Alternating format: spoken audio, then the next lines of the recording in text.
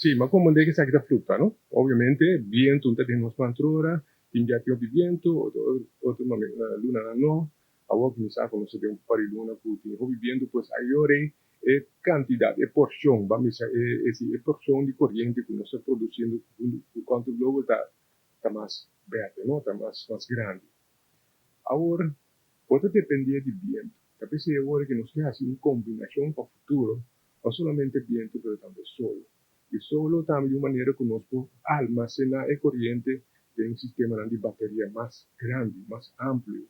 De modo que y también puede ser un corriente para pueblo que está más confiable. Y también con menos fluctuación. Eso bien por fluctúa, ¿no? Entonces, esta puta por que tiene que baila es sostenible de 26, tiene que 30 y pico. No, en un futuro nos queda más sostenible, más confiable y también un porcentaje de energía verde más alto. Yung vista ka ba na onda também a situr construção aqui? Sí, ahora que ainda no está pensando, pero bueno, tú recuerdas que den un tu contributo den concepto, ¿no?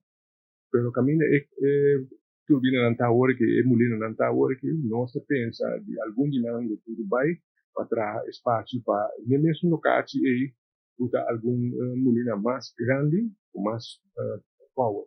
E também na mesma área aí não se pensa que nós podemos algum 6 hectares de painel solar.